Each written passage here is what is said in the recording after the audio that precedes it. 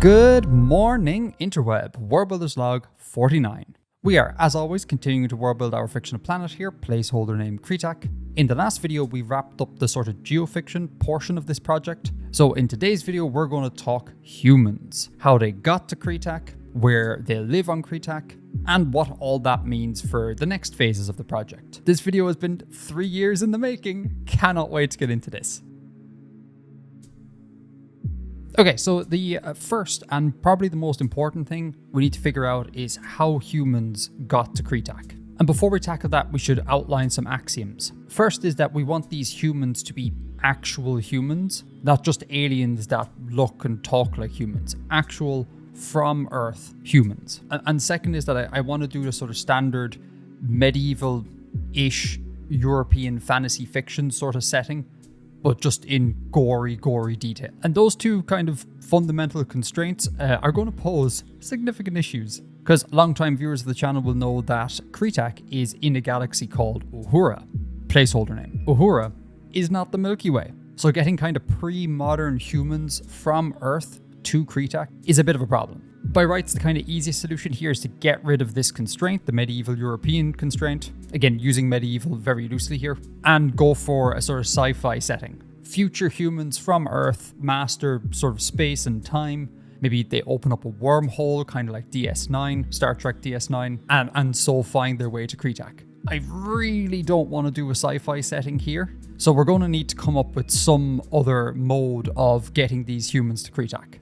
And I kind of see no other way around this other than just invoking straight magic, which goes against another axiom that I had in my head, realism, which I'm okay kind of not dogmatically sticking to this, as long as the kind of the invocation of magic creates problems that I have to solve creatively, as opposed to being just a get out of jail free card, which I think it will. So I think we have to lean into it. My immediate thought is to invoke something like stargates, basically similar to ones in like SG-1. Somewhere on Earth, perhaps one location, perhaps many locations, some sort of ancient alien culture created these stargates, and our humans happen to like trigger them or discover them, and then they get yeeted out to CRETAK. Although I'm not a fan of the ancient aliens narrative, so what if there weren't any stargates on Earth, but somehow the humans managed to like tap into them? Like, Earth history is littered with cataclysmic events, huge earthquakes, massive volcanic eruptions, tsunamis, etc. We could maybe invoke that these events cause a sort of like ripping in the space-time continuum, and they kind of like, they eject our humans out of Earth and into this sort of intergalactic portal network, and they then get spat out onto CRETAK. That way, there's no portals on actual real-life Earth. Now, that's not terrible, I don't think. But it would mean that on CRETAK we would have like an overt portal, an overt stargate just sitting somewhere on the planet, which just so many fun culture things can arise out of that. So I kind of like this. Now, more axioms. I do not want to do a posteriori conlanging. And for anyone who's not aware of that term, that means creating a language off of another language, be it a natlang or another conlang. So when I say no a posteriori conlang here, I'm specifically referring to earthlangs. I do not want to make a conlang based on a earth language. I have no problem making a conlang based on another CRETAKian conlang, like a daughterlang or something, but I just don't want to work off Earth languages. It's just not something that appeals to me. Which again seems to be in conflict here, because our humans are coming from Earth. Surely they would speak Earth languages. But we can very easily just say that we pull humans from areas of the world where there's maybe, extremely underdocumented or undocumented languages or unclassified languages, or this disaster just wiped out those group of speakers completely. So I think it's okay to say that I've free reign to just conlang at will. Yeah, that shouldn't be too much of a problem. And because this whole space-time continuum ripping thing will be a kind of really apocalyptic event for our humans, I also think it doesn't matter where in time we pull our humans from. Necessarily, they'll undergo a sort of societal collapse and they have to build back up. So we can say, regardless of where they came from in time, they'll build back up to our kind of stock medieval European setting sort of vibe. Oh, another axiom I'm going to throw in for my own sanity. I want to say that humans on CRETAK are not cosmopolitan, in the sense that they won't be found everywhere on CRETAK.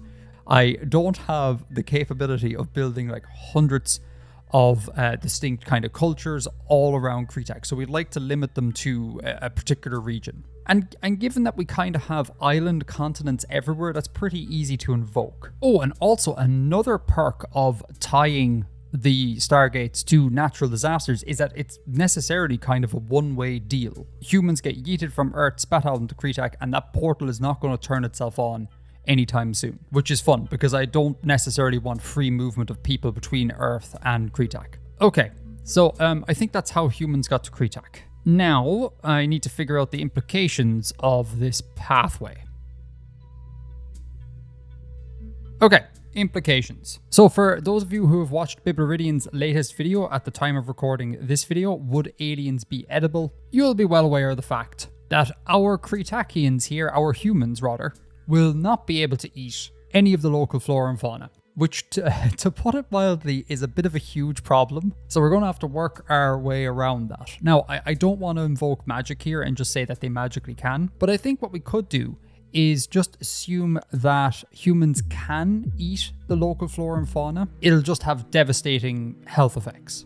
Like in my mind, I'm kind of thinking of it like the local flora and fauna are carcinogenic. Every time you eat, it's the equivalent of smoking like 60 cigarettes or something like. So early on, life expectancy is extremely low for these people. They got like massive indigestion, huge health problems, all that sort of jazz. We'll make it as bad as we can make it without just saying that they all insta-die, because then, you know, no project. So I would imagine when the humans first land, they'll likely want to exploit other food sources other than the CRETAKian biota. So if we assume these natural disasters that transported them to CRETAK also transported some earth animals, we could say that our humans, for a brief period of time, like subsist on rats, dogs, something like that, which is going to lead to further complications with the interactions of these two biospheres or biotas. I don't know the correct word to use here, but we can deal with that later. I don't expect farming to be a thing early on, so I suspect that the humans would probably just exhaust their really limited supply of earth animals, in which case, speaking of eating earth animals, I suspect at least early on cannibalism will be a thing, which we could make a part of the human culture going forward, or have the remnants of a sort of cannibalistic tradition exist in the modern culture as kind of like symbolic cultural traditions. There could be some fun to be had there. And also, I'm well aware, I'm sure people will point out that cannibalism is hardly healthy. I think there's a bunch of like neurological problems that come with it. But again, we just need to say that things are as bad as they can get without just completely nullifying the viability of the sort of human colony. But such a situation I don't think could carry on indefinitely. So I think what we need to do is we need to find a way of getting our humans to figure out how to kind of work with the CRETAK biota to be able to process it and so to make it safe to eat, so we can have our little civilization flourish and expand, etc. I'm going to call this like foodcraft. The ability to manipulate food on this planet into a human consumable form. Now, I want to give a shout out to Bib here again for some personal communication on this. He was the one who first introduced me to the idea that you couldn't just eat a bunch of aliens. I would have assumed you just could. When he introduced me to that idea, I was like, oh no, my whole project is ruined. This is terrible. Whatever am I to do? And his immediate thought was maybe perhaps there's some sort of chemical that comes from somewhere that like denatures CRETAKian flora or fauna into very simple sugars or very simple compounds that the human body is able to process. And I believe it was his idea to mention something akin to like venom harvesting. Some sort of CRETAKian creature secretes some sort of chemical that the humans figure out can be used to process the food into an edible state, which is just, I think, super fun. So shout out Bib for this one. I was floored when I heard that humans can't eat aliens, at least not readily. So thanks for the get out of jail free card there, pal. Links in the description. Obviously, go like and subscribe. Bib stuff. One of the best on YouTube. And also, I'm paraphrasing the conversation we had, so if I get details wrong, all errors are my own, not Bib's. But then I had the thought, how about this venom, and I'm using venom as a placeholder name here, the details may change when we spec bio. How about we say that this venom is harvested from a sophont, from the sentient species of CRETAK? Because it then follows up that we get the sort of really horrific thing of domesticating a sophont, which is kind of like biology horror that's kind of got a nice dark edge to it. I'm very cognizant of not building a sort of utopian human culture in the way that I think human cultures should be. I'd like them to be very mixed. So like we got cannibalism, we got like domestication of a sophont. Those are pretty dark things, and maybe we could have more utopian aspects somewhere else in the culture.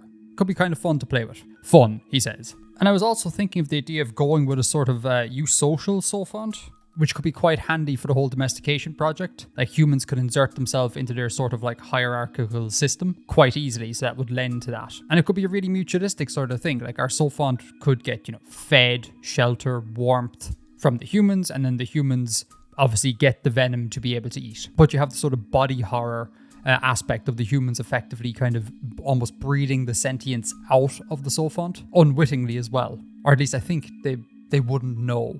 And in fact, I'm going to make a want here. So I would like to, insofar as possible, and I don't know how well I'll be able to achieve this, but I'd like to try and hide the sophont, the CRETAKian sophont, in plain sight, so to speak. Like what I don't want to obviously fall into is a sort of grey men sort of trap. The aliens functionally just look and act like humans. And I wouldn't want to give the sophont sort of the telltale marks that the layman, and I include myself in this category, would associate with sentience, like, opposable digits, all the things that we think make humans humans. Don't put that in the sophont at all. Make the sophont look, and I guess to an extent, behave sort of like a, quote, air quotes, lower animal. Yeah, such that if you haven't watched this video, and only say saw my website 10 years down the line, you might be like, oh, that guy totally just didn't do sentience. What's up with that? When the sophont is actually there, just hidden in plain sight. I'd like to do that. And I think also when you bring a sophont into things, that tends to take a lot of the focus off the rest of the biosphere. It becomes all about the sentient species. Like, oh, do they talk? And like, do they have a writing system? And what's their culture like? And then everyone forgets about the xenopig, for example. And if it's one thing that my sort of foray into the world of learning about biology has kind of instilled in me, is a sort of greater love and appreciation for the, air quotes, lower animal kingdom. So I'd like to explore that more and not really do too much with the sophont. So I would like to do that. And we kind of get this through the domestication thing. If we play it right, we might be able to just make it look like a farm animal, and that's it. And speaking of farming, if we have a sort of eusocial sophont, I'm kind of envisaging like farmland looking less like, fields of crops and, grazing herbivores, and more kind of like, fields of like termite mounds. In a way, those would effectively kind of be like sophont houses, and the humans with the sophont kind of, construct them, pack all the sophonts together. Yeah, that'd be kind of cool. That'd be kind of fun. Yeah. As always, all of this is viable, and when we come to actually fully start fleshing things out, a better idea or a different idea might pop into my mind.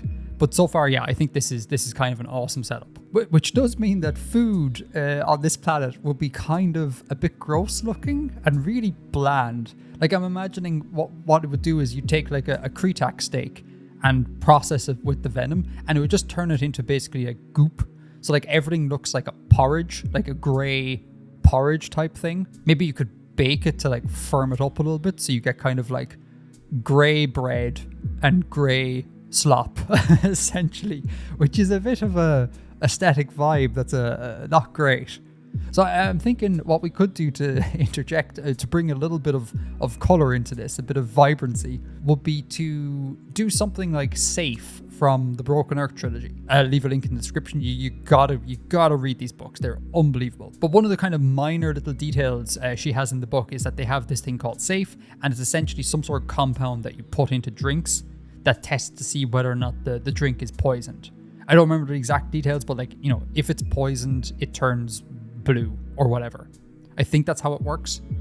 Or maybe it turns blue when it's not poisoned, but either way, there's like a color indicator going on there. We could probably do something similar here, as a means of kind of, our farmers might figure out that they can use a plant, say, some sort of plant, and that when the food has been correctly processed, mixing in the plant makes the food turn like orange or something. So it's useful for them as an indicator, but it also brings a bit of vibrancy into the food. And then my mind is immediately going to things like maybe different plants produce different colors. So you can get sort of a regional color vibe going on. So like food in the north has a vaguely red look to it, whereas food in the south has a sort of greeny look to it, something like that. And then on top of that, you can get things like you can bring in sort of class hierarchy here. So maybe like rich people, I'm talking like modern CRETAK now, not back in the early days.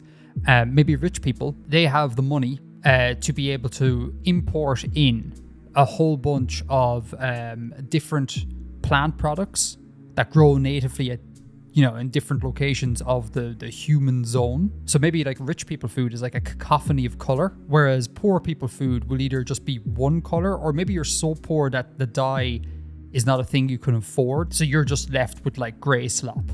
Yeah, I think that's kind of fun. And I was vaguely thinking about having like 2 different kingdoms of plants on this world. So maybe that plays into the different dyes, perhaps. Let's put that as a want. Yeah, that could be kind of fun. Again, details need to be worked out, and all of this is viable. Better ideas may come to me as we go forward. Okay, those are all the immediate implications of humans coming to this planet that I can think of. Oh, actually, no. I guess if we're assuming a portal, and I think that's an assumption I want to make, all of our humans are going to come through said portal. Oh, and we need to also consider, do they all come at once? Do they come in waves? Okay, that's interesting. Probably waves because of conlang reasons. We'll talk about that in a second. But if we're all coming through one portal, I think it's kind of incumbent upon me to place this portal in a sort of nice and forgiving area of the planet. Because as we've seen here, life on CRETAK is going to be brutally difficult. And so if we place the portal in an ice cap, for example, like nothing's happened, like everyone's just going to die. And then Project CRETAK over. Same with a desert, to a lesser extent tundra. So really what it kind of pains me to do, although it's in keeping with the goals, is we really need to look at just temperate zone regions. Because, there's a very hospitable climate. Not too warm, not too cold, not too dry. So that means at least for spawn, placing a human spawn point, we're talking West Esri here. Got a little bit of temperate running along the coast here, but I'm not in love with the vibe of just a big linear chain of people. It'd be nice if they can kind of expand out in all directions. So western coast of Esri is a potential spawn point. The sort of middle portion of Picard is a spawn point. Degra, I think, is just out completely, at least for a spawn point. And then we got this portion here. This I'm not in love with either. And in fact, it probably is this region, to be honest with you, up in Jannar. Shock horror. The last couple of videos have kind of focused on this region. This is probably the way to go, particularly when we just look at basic geography. Like, we got active mountain ranges with volcanoes. We have inactive old orogenies. We have this beautiful bay here. We have a rift valley. We have a mixture of sort of plains and mountainous regions, islands and mainland. This is kind of by far the most diverse sort of temperate zone region. So if we could drop a spawn point somewhere in here, I think would be gravy. Now, to peel back the curtain a little bit, up until literally about 3 or 4 videos ago, I had my heart set on having spawn be up in this region of the planet, Eastern Esri, just because we have like this mad mixture, not mad, but this cool mixture of climate zones. We got like the Great Esri Plateau, lakes, etc. A bit of a bay, but these climate zones are rough, which is to be expected from the eastern side of the continent. It's like the hypercontinental zone. It gets mad here. Like, look at this. Out in the plains, -30 in winter. Like, it's brutal, to the point where I think it would just immediately kill off a fledgling human colony. And in contrast with Jannar, it gets cold in winter up here. I guess it's slightly into the continental zone, but you get like -12. But really everything's balmy. That's it in winter. Summer is just amazing. So I think we made a decision. This is our location. Cool. And we said that's in fitting with goals because we go back up here. Standard medieval European setting. Europe, last time I checked, at least in part, has some temperate climate zones. Pretty sure, given all the rain, I'm embedded in one currently. So yeah, meets that goal. Now the question becomes, where do we put the portal? For reasons that are purely vibes based, I don't really like the portal being in sort of an open plains area. Part of me would like the humans to kind of hang around the portal. It'll be treated with some degree of religious significance. So I would like to see trips back to the portal made by these humans. And I'd like those trips to be kind of visually interesting. The thing that springs to mind immediately is my honeymoon. Myself and my wife and a group of trekkers, we were in Peru. We went hiking in the Andes, in part to this place called Choqquequirau, which is kind of like a Machu Picchu that the tourists have yet to kind of fully take over, which was a pretty intense, like kind of, I think it was 8-day round trip hike through the Peruvian Andes. And I kind of really like that vibe.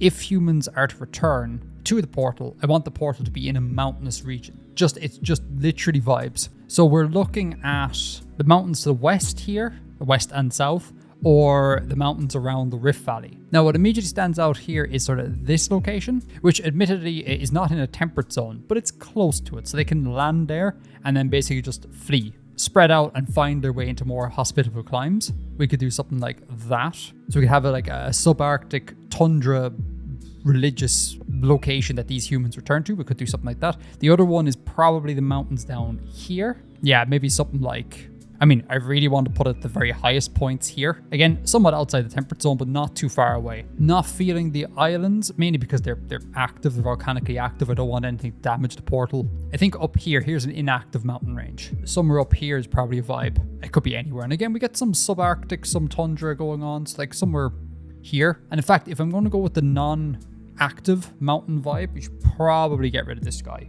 here. This guy looks the best to me. It's very close to a nice temperate zone. You literally come down out of the mountains. It's kind of on the edge of the world, kind of like that. Maybe tentatively I'm going to set somewhere here. It could be anywhere along this mountain range, anywhere at all. Subject to change, of course, but I think that's the one that speaks to me the most at the moment. Let me know what you think. And I guess aesthetically, I'm thinking something like this. This is AI generated. Just as an idea, I will obviously engage a proper artist to get real work done, but just on the fly. Something like this, except I think bigger, like much bigger. Like imagine the portal like hugs this sort of mountain valley and like goes into the clouds, like huge, like a mega structure. It sort of vibes like this. Probably also maybe the size of a Burj Khalifa. I love the fog aesthetic. You can always get fog in mountains, which is great. And I like the idea that they kind of like crest these peaks here. Maybe the portal is a little bit behind the peaks in the sort of like plateau region. They crest the peaks and they can see just like the semicircle of the portal peeking out above the fog. Oh, that's a vibe. And then when you're up close to it, yeah, you just see the bottom semicircle and it just ascends into the clouds and into the fog. That's kind of cool. I kind of like that. Yeah, okay, cool. Let's move on to kind of crafting a bit of a sort of founding history of these peoples. And then we're done. So I'm thinking that I'd like multiple language families on modern CRETAK, which would imply we'd probably need multiple waves of humans to arrive on the planet. So let's think about that for a second. Just off the top of my head, I'm thinking maybe 3 language families, just to keep things manageable. Again, we can't do hundreds, and this implies at least 3 waves of human settlement. So not a single anomalously large natural disaster, 3 of them. And this could happen anytime throughout human history. Because we're invoking space-time continuum and stuff, we can get squishy with the timeline. Perhaps language family A is the most widely spoken language family. B less so, C less so again. So just thinking about like the kind of situation in Europe, I'm thinking something like a PIE analog, maybe something like a Uratic analog, and maybe like a Basque analog, a language isolate. Now, to be clear, these analogs here are in reference to kind of distribution, not in reference to phonesthetics or typology or anything like that. Just one language family that's most widely spoken in the region, another language family that's smaller and perhaps like geographically discontinuous. See like Hungarian and Finnish, for an example, and one that's just like an isolate. So that could be kind of fun. Now, the chances of me actually fully populating out tons of daughterlangs is just maybe not going to happen. Let's aim for at least one language per family that we create on air eventually. But at least in the canon, it's implied that there's a lot more. We'll see how we go. I have a habit of making projects too big, and I need to get over that. I need to just try and narrow the scope a little bit. So yeah, 3 language families, and I think that implies 3 waves of human settlement. So let's say each of these waves, we'll call it an age. That's a sufficiently fantasy sounding thing, with the 3rd age here being modern times on CRETAK. Okay, so we'll say, yeah, the first age people arrive. Lol, we are not using that abbreviation for first age people. Let's use FP instead. Delightful. I'm imagining they're either hunter-gatherers from Earth, or the cataclysmic event that is being transported to this planet sets them back to a sort of hunter-gatherer sort of vibe.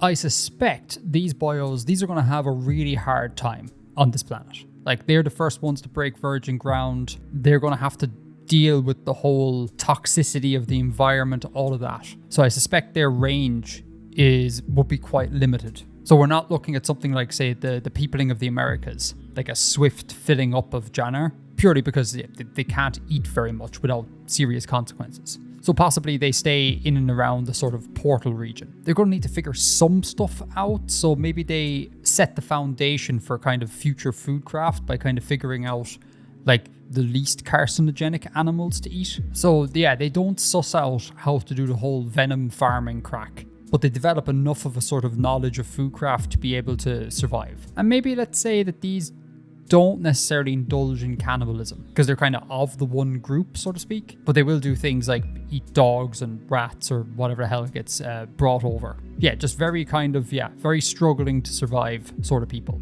Now, a thought occurs. Okay. We said we would do the standard medieval European fantasy setting, except in excruciating detail, but thinking of Broken Earth a little bit and how it kind of mashes together different tech levels, despite overall still being a sort of, it's not really medieval setting, but it's a low-tech setting overall. Standard medieval European setting, we could apply that just to the people. Like, our ultimate end goal is to have a sort of medieval European setting. Actually, that's another thing we should put in once. Hold on. We made a whole bunch of like ore deposit maps up to the Iron Age. It'd be shame not to utilize them. So really we want something Iron Agey, maybe classical antiquity, that sort of vibe. But yeah, that's for the people themselves. We could sprinkle in a little bit of spice here. And I'm thinking, what about, that's not an axiom, it's a want. What about incorporating some sort of future technology in a very peripheral sort of way? The reason why I'm thinking this is that the website is written non-diegetically from a sort of like omniscient perspective, right? Every detail of the world is catalogued here as we, the audience, would and should understand it, but not necessarily how our CRETAKian humans would understand the world, because they're like Iron Age people. So, and I guess in an effort to make this a little more diegetic, we could say that this is written from the perspective of a scientifically literate species. Like, maybe if we pop on over to the stellar neighborhood, we built this whole stellar neighborhood like 20 years ago or whatever. What if we have here the closest system, which I have called SS05, binary star system.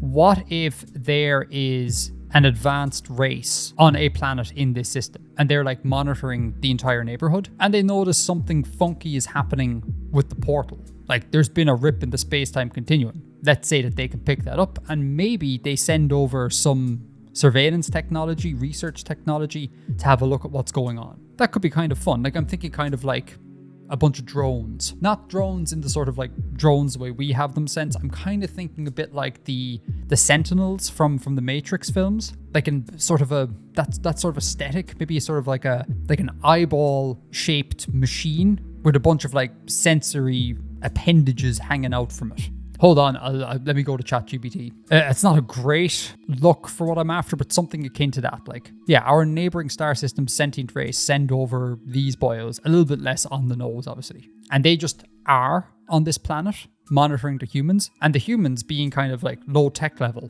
don't really have the knowledge to be able to interface with them. So it's not like our humans are going to be like catching them and deconstructing them or whatever. They're just kind of there. So that could be a fun, like, messing with the sort of tech level, but still being, like, at its core, a pre-modern standard fantasy setting with a little bit of spice thrown in. I kind of like that. So, yeah, maybe shortly after these boyos arrive, these drones show up. That could be kind of cool. So that I think is the first age. Now, the second age. Oh, and I guess actually what language family would these people ultimately speak?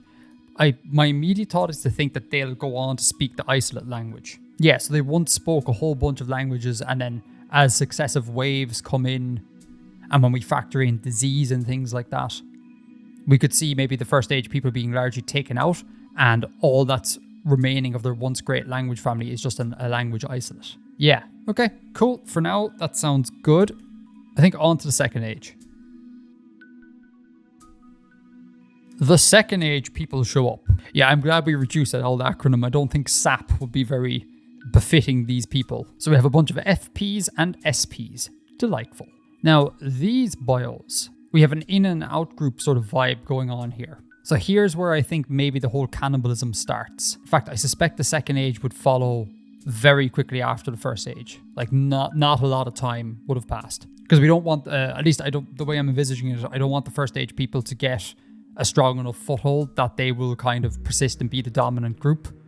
Really, these people are here essentially for fodder for the second age people. They do some of the groundwork. Second age people come in and then they're all like, hey, food. And they essentially wipe them out through their cannibalism, but also through like diseases and things. Yeah, I think that's okay. But they do pick up early food craft from the first stage people. And let's say that these are the ones to discover the whole sulfont venom thing. And they're the ones that domesticate the sulfont. Maybe once food craft proper is discovered, the sort of intentional eradication of the first age people by the second age people might be put on the back burner a little bit. Because yeah, again, we don't want them to completely wipe out the first age peoples. And I think that's fine. So what happens to the remaining first age people? Well, I think a lot of them will assimilate. They just become like the second age people, but maybe a minority group of the first age peoples seeks refuge at the portal. Because remember, we do want to keep the portal in touch with these peoples. We don't want to just have it be like a undiscovered or a lost location.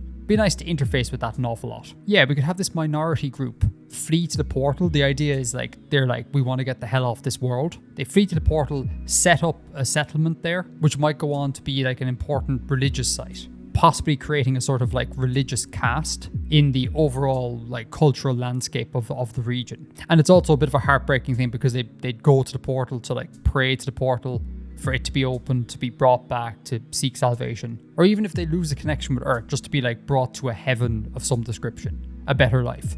But we know, as we discussed earlier, it's one-way traffic. You're not getting back to Earth. So there's kind of like a heartbreaking sort of aspect there.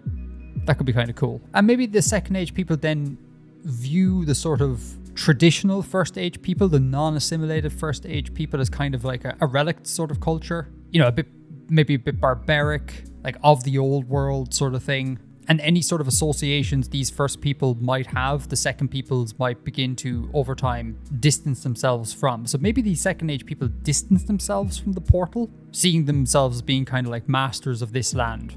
Why would you look back? We have this food craft, manifest destiny sort of thing. It's kind of pathetic to be clinging to the portal, you know? Oh, and maybe with our whole research drone nonsense, maybe they might imbue those drones with some sort of religious significance as opposed to the portal, like the barbaric first age people, because those drones are like animate. They're around the place. They might, you know, maybe these second age people think that these drones will lead them somewhere. So maybe they follow them around, I guess. Their manifest destiny is based on the movements of the drones, maybe something like that. Yeah, something like that. Now, obviously, I've said it a number of times, but just to restate it, this is all workshopping. I'm liable to change my mind, but it's just what's occurring to me at this particular time. Or maybe they don't shun the portal. Like maybe there's kind of like an Islamic vibe here with respect to Jesus. Like obviously Jesus is the big dog in Christianity, but in Islam Jesus is present, but he's not the main focus. Same thing here. Maybe the second age people are kind of like, yeah, the portal being kind of, you know, very obviously different to the rest of CRETAK. There's clearly something to it, but like it's just the big inanimate object over there. Clearly these things buzzing around the place, like there's something more to them. So we can set up sort of, yeah, the beginnings of a sort of religious divide perhaps. Could also be fun. Yeah, and with the sort of stability that Foodcraft brings, and maybe this sort of manifest destiny sort of vibe that this culture has, we could expect maybe the dawning of like advanced second age people shipbuilding sort of thing. And with that, they like greatly expand the frontiers of the sort of human settlement zone, way beyond what the first age people were able to achieve. And we really should focus a lot on kind of naval technology, because we got these islands, we got this lovely bay here. Yeah, I could see them making ships and just beginning to spread. Okay, I think then, and that situation just basically holds. But maybe we don't want them to go into a metal age proper, or maybe just the beginnings of a metal age, like very early copper working sort of thing. Mainly because I'm looking at the third age and I'm kind of like, we could pull some humans from a more advanced time period, and they could come in and be all like, oh, you're doing a small mine there. Well, we know, because we have this knowledge, that like iron is there. which will also give us a cool thing where we could skip the sort of very Eurasian sort of notion of the Metal Ages, where it's like copper and then bronze and then iron, in that order always. So we could go from like just the very beginnings of a Metal Age straight to just Iron Age with the introduction of these Third Age people. That could be interesting. Yeah. Oh, and sorry, language.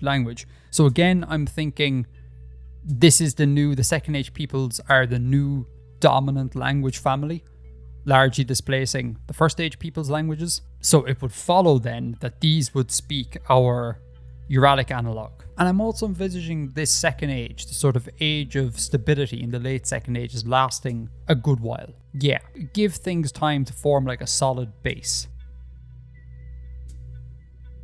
And then our Third Age peoples arrive. Our teepees. And this might be stretching it a little bit, but maybe when the Third Age boyos arrive, well, we'll say straight off the bat, these are an Iron Age people. So the big thing that they can bring here is knowledge of iron working. Worth stating here, it's not like hunter-gatherers didn't do anything with metals. Plenty of examples of iron being used outside of traditional like Iron Age. But we'll just say if that's happening, it's very small scale and doesn't catch on to become a sort of like regional phenomena. We'll say that the entrance of these, the teepees, is the trigger for that. So yeah, the slightly unrealistic thing here will be that I would like to posit not a violent takeover like the Second Age people did, but more of like a peaceful diffusion of the Third Age people. Mainly because, like, just as a palate cleanser, like, without talking about real world politics, the world is a mess at the moment. So many bad things are happening. It would be nice to think about for a little bit just a more peaceful human interaction. Maybe I can posit this by saying that they arrive in a moment of stability, like we just set up here. Maybe there's some initial conflict, sure, but not like a large scale sort of genocide sort of thing. I am getting so demonetized on this video, it's not even funny. Domesticating sentient races, cannibalism, genocide. I mean, is there anything else I can hit on here to really anger YouTube? Oh boy. Anyway, let's posit a sort of peaceful-ish. You can let me know what you think about this. A peaceful diffusion of Third Age peoples through the Second Age peoples. So yeah, these third peoples will kind of pick up foodcraft from the Second Age people, and in return, they'll introduce the Second Age peoples, or largely the peoples of the world, of CRETAK, to iron metallurgy. So I guess there's kind of like a mutually beneficial sort of thing. Yeah, and I think we can do the peaceful diffusion thing. But there's also like the idea of like new blood is needed, because we're dealing with, if we're going to pull people from pre-modern-ish times on Earth, like, we're not talking huge numbers here. I was reading up on this during the week. There's a really famous volcanic eruption that decimated Santorini back in the Bronze Age. I looked for some population figures on that, and I think it was estimated there's about 35,000 people on the island. Now, those 35,000 people weren't all present when the Santorini eruption kicked off. I think they had some like prior warning and they all just like fled. Not an expert in this at all, but that gives you a sort of feel for the sort of numbers we're dealing with here. And even if we say, like, you know, the space-time ripping encompasses more of the region, so let's say maybe every wave is maybe 50, 60,000 people, that sort of thing. Like, we're low population numbers. So there could be an impetus on, new blood and things like that, which could be fun because it could lead to, after the initial sort of violence of this setup here, it could lead to a more cooperative sort of society, a society less xenophobic than I would argue current society is, where strangers and new people are not seen as a threat, but rather as, like new blood, a means to bolster, a sort of like stable but still kind of fragile colony on this planet. So maybe we could posit that. I don't know. Someone more versed in anthropology could maybe give me an insight on that one. If not, we can always just go with violent takeover again. And also, this would apply in earlier ages, but just from a conlanging sort of point of view, this is a real good place for thinking about like language substrata, borrowings, language contact. Lots of fun happening there. Yeah, new blood, everyone wins. Humanity's the area humanity inhabits expands, but again, trying to set up our conlanging wants in terms of like pockets of our Uralic analog, it can't all be rosy, and like disease is still a thing. So maybe the third age people bring with them another round of diseases that negatively impact the second age people, thus kind of reducing their numbers, and we get like geographically discontinuous areas of second age people languages. Yeah, this disease thing, I don't think we should make it as bad as the first time around, just for variety, but it's still present. Yeah, okay. So, okay, what's the third age people's view on the portal? So we said the first age people, or at least the isolate culture, are very into the portal for religious reasons. We said maybe the second age people distance themselves. As a result, they form a different sort of religion. The third age people, having just showed up, they have a more temporarily close tie to the portal, so maybe they too form a portal religion. And we can play with things like there's different sort of narratives going on in the religion. Like maybe for the first age people, it's one of salvation, or maybe for the third age people, or at least a subset of the people, it's not a thing of looking for salvation. It's a thing of like thanks, I guess. Maybe they're happy to be here. Maybe for them, this world is seen as a bit of utopia. After all, the groundwork has been, all of the horrible, violent groundwork has been set up in the previous sort of ages. But either way, we get a portal religion. Now, what I would like to do, again, in keeping with the idea of keeping these people in contact with the portal, maybe, and we spoke of Islam a while ago, maybe we can set up a sort of Hajj, where in this culture, it's mandatory, at least once in your life sort of thing, to visit the portal, to pray at the portal. That's a further excuse. And they have to set up infrastructure to make this happen, like shipping lanes, setting up routes to get to the portal. So it's further reason for us to be concerned about the portal and not just have it disappear. And we can get lots of splits here, right? Because we're in pre-modern times. So travel is like, people could travel huge distances in pre-modern times, but travel is obviously a lot harder in pre-modern times than it is now. So maybe close to the portal, this Hajj tradition is strong within the third age peoples, but the further and further we get, the less of a sort of incentive there is to make that journey. So we get a kind of split. The Hajjing third age people and like the non-Hajjing third age people. And then just, so much mixing. Some of the second age peoples might, adopt that as a new religion. Others remain traditional, whatever. But the first age people again could come more into play if we assume that these are still up near the portal, having established a sort of settlement there, a sort of holy city, like a Vatican of the mountains sort of thing. Actually, it's not in any way like the Vatican because it's not a centralized religion. But just a religious settlement near there. Maybe to bring them back into more prominence, the third age people not worship them, but like treat them like as a religious class. Like it's an honor to interact with these first age people and their like traditional customs, traditional like portal customs. Maybe well-to-do third age peoples, as part of their Hajj, is to study the language or something. So maybe some third age peoples pick back up the language, the first age people language. So there's like a revival sort of then, a sort of weird mixing.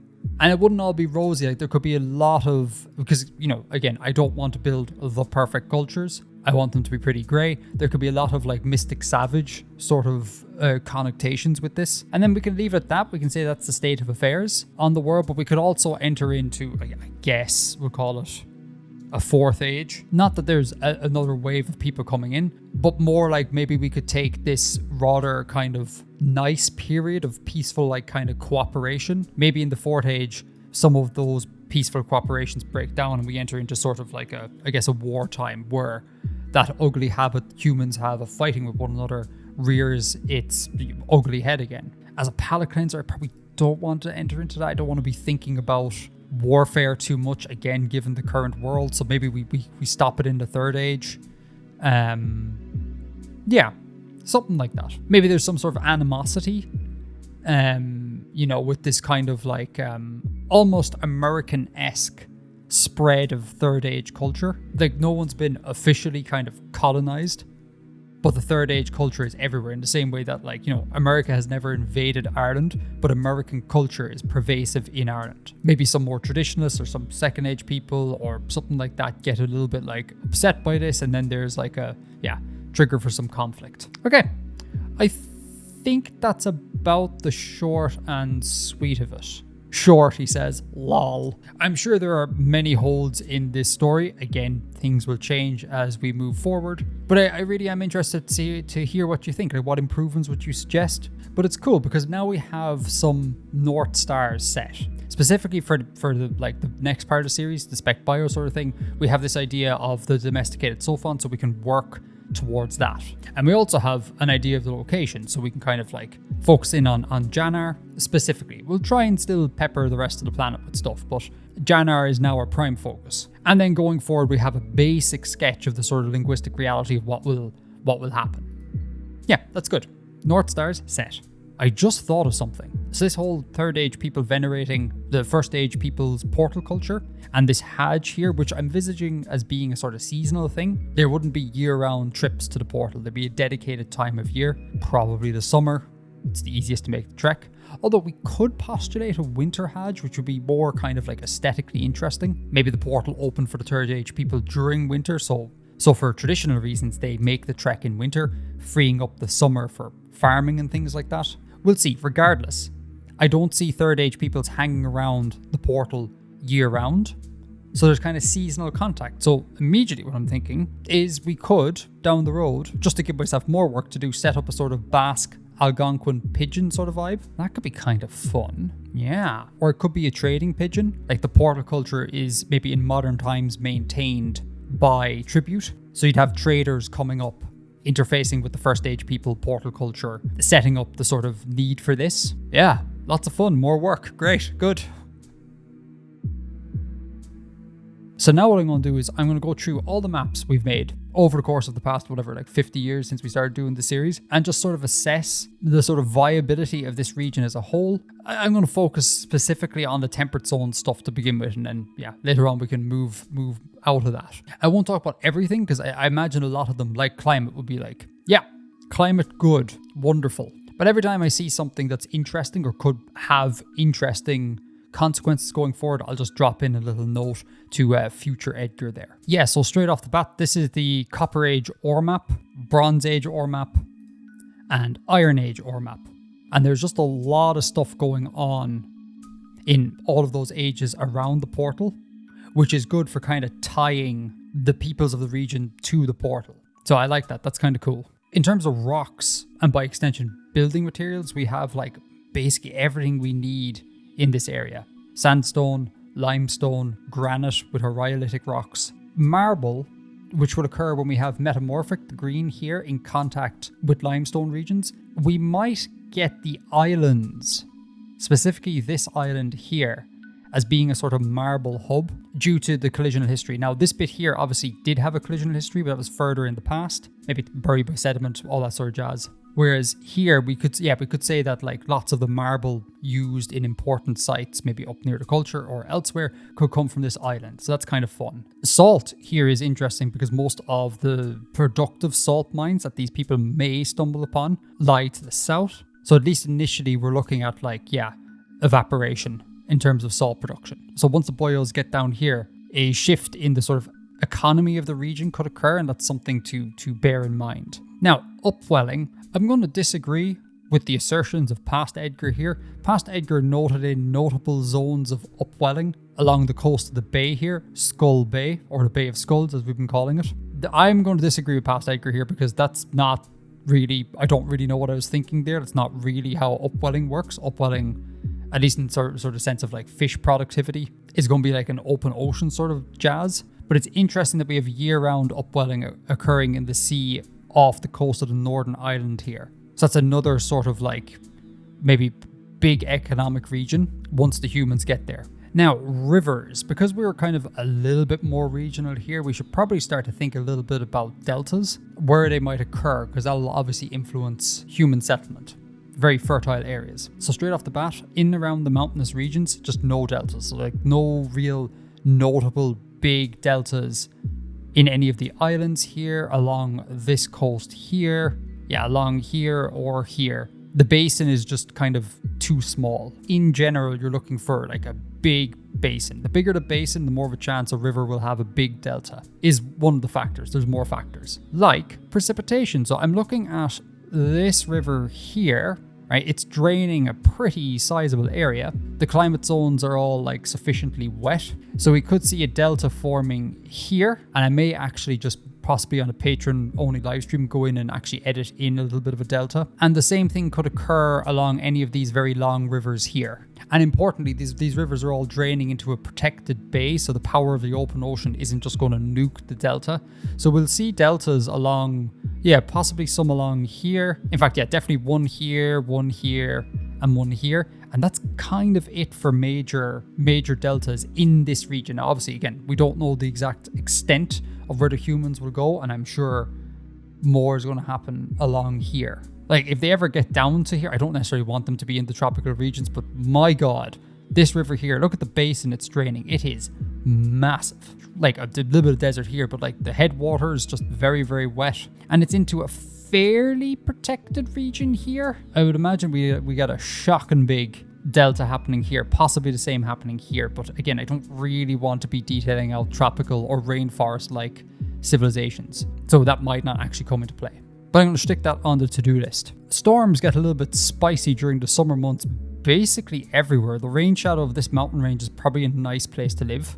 This North Island is kind of setting itself up as being sort of a geographically ideal location. Maybe we could focus the center of civilization here. And it's not that far away to make the trip by boat up to your yearly Hajj. Also, some minor amounts of hurricanes could buffet the land here, which is kind of an interesting vibe. We're getting all of the things here, which is good. We lose auroras, which is a bit sad. Like, remember how I said Eastern Esri was the vibe I was going for?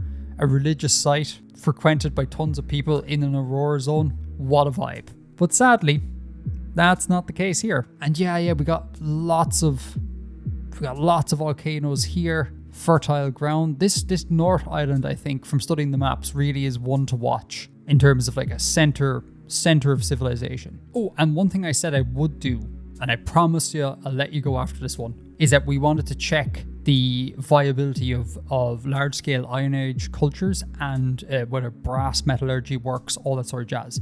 So here's a bunch of our Iron Age zinc deposits.